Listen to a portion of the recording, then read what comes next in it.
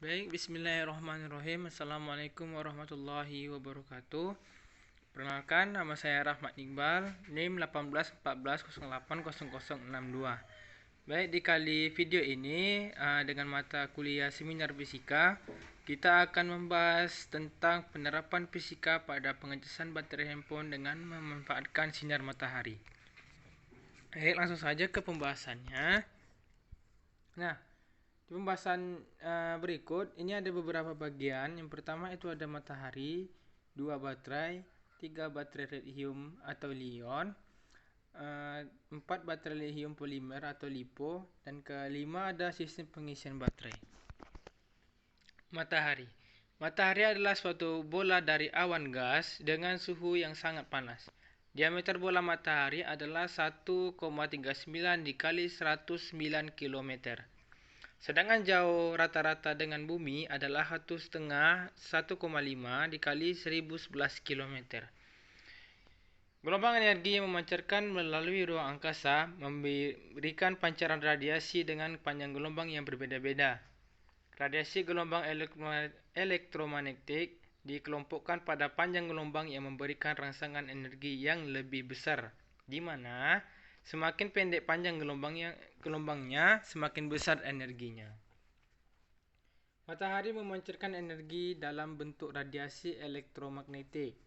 Radiasi tersebut hanya sekitar 50% yang dapat diserap oleh bumi. Menurut pengukuran yang dilakukan oleh Badan Luar Angkasa Amerika Serikat atau NASA, National Aeronautics and Space Administration. Nah, yang kedua itu ada baterai. Baterai adalah sebuah alat yang dapat berubah energi kimia yang disimpannya menjadi energi listrik yang dapat digunakan oleh suatu perangkat elektronik. Hampir semua perangkat elektronik yang portable seperti handphone, laptop, senter, dan lain sebagainya. Baterai handphone pada umumnya memiliki tegangan 3,7 volt DC dengan arus listrik mAh. Baterai handphone mempunyai kutub-kutub. Nah, kutub adalah sejenis logam yang nantinya tersambung pada konektor baterai yang menempel pada bodi mesin handphone.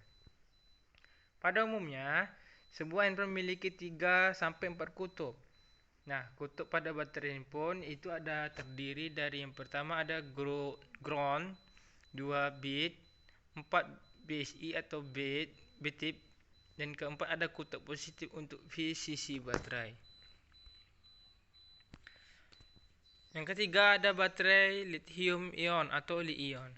Nah, pengertiannya yaitu baterai ion tipe ini tidak lagi memiliki memori efek. Jadi, Anda bisa mengisi ulang tanpa menunggu baterai habis. Baterai ion memiliki life cycle atau siklus hidup yang lebih pendek. Bahkan apabila di-charger pun berlebihan, baterai ion ini akan menurun kemampuannya dibanding NiSD atau NiMH. Nah, susunan baterai lithium ini itu baterai lithium memiliki bagian negatif yang digunakan sebagai cover baterai tersebut. Nah, pada bagian setiap baterai lithium pada umumnya akan diproteksi dengan sirkuit atau nama lainnya adalah dikemas. Baterai lithium memiliki bentuk bulat atau kotak tergantung dengan kebutuhan saat ini. Bahkan, baterai ini memiliki pengisian yang lebih baik dibanding dengan pengisian baterai secara konvensional yang terkesan kurang canggih. Nah, kelebihan dan kekurangan baterai lithium yaitu kelebihan baterai lithium yang pertama itu ringan karena terbuat dari karbon dan lithium yang merupakan elemen dan untuk menyimpan energi dalam ikatan atomnya. Kedua, bertenaga sebesar 1 kilo kurang lebih baterai lithium yang dapat menyimpan 150 watt per jam. Keempat, itu kuat karena setiap bulannya hanya akan kehilangan 5% untuk sisi baterainya. Dan keempat, awet karena siklus isi dan kuras dapat dilakukan hingga ratusan kali. Nah, kekurangan baterai lithium itu ada 3, hanya bertahan 2 hingga 3 tahun setelah keluar dari pabrik. Terlepas itu digunakan atau tidak digunakan. Kedua, baterai tidak tahan pada suhu tinggi karena cepat haus atau panas. Yang ketiga, jangan dibiarkan kosong karena akan berdampak pada kerusakan baterai. Baterai lithium polimer atau LiPo. Pengertiannya, itu ada baterai jenis LiPo merupakan generasi baterai terbaru dari Li-ion. Baterai jenis LiPo biasanya dapat ditemukan pada smartphone yang memiliki bodi tipis karena jenis baterai ini mudah dibentuk dan bobotnya ringan. Biasanya, gadget yang memakai baterai jenis LiPo tidak akan bisa dilepas atau non-removable. Jadi, bagaimana bila baterai rusak? Apa bisa diganti? Sebenarnya bisa, namun membutuhkan alat dan teknisi khusus. Nah, baterai tersebut ini bisa dibilang yaitu baterai tanam. Nah, untuk komposisi dan konstruksi LiPo atau lithium polimer itu baterai lithium polimer muncul lebih akhir dibanding lithium. Lithium polimer pada dasarnya memiliki komponen yang sama dengan baterai lithium-ion. Perbedaannya yaitu utama terletak pada bahan pemisah atau bagian di mana ion bergerak di antara elektroda. Dalam kasus baterai lithium polimer, pemisah terbuat dari polimer mikropori yang dilapis gel elektrolit. Dalam hal ini, separator juga bertindak sebagai katalis dalam proses kimia secara keseluruhan. Nah, selanjutnya itu ada sistem pengisian baterai. Sistem pengisian merupakan bagian dari sistem kelistrikan yang terdapat pada kendaraan mobil, baik mobil, sepeda motor, ataupun elektronik portable yang memerlukan tenaga baterai. Seperti handphone contohnya. Tapi apa ada jadinya apabila baterai kehabisan simpan karena terpakai untuk keperluan pemakaian? Apa kita harus mengganti baterai setiap baterai kehabisan daya listrik? Tentu tidak. Oleh karena itu diperlukan sebuah sistem untuk mengisi kembali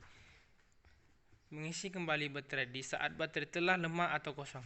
Dan sistem ini disebut dengan sistem pengisian charging system atau FT. Sistem pengisian untuk tenaga surya, charging control atau charging regulator merupakan komponen penting pada rangkaian solar cell, di mana charging control mempunyai fungsi utama yakni menjaga atau mengamankan komponen penting pada rangkaian solar cell atau baterai. Umumnya, solar cell yang tegangan 12 volt mempunyai tegangan output 16-21 volt, sehingga apabila tidak menggunakan charger kontrol, maka baterai akan rusak oleh overcharging dan ketidakstabilan tegangan yang dikeluarkan oleh solar cell. Dan baterai 12 volt dichargekan pada tegangan 12-14,7 volt. Nah, itu dari pembahasan singkat dan sederhana yang saya pahami dan saya rangkum.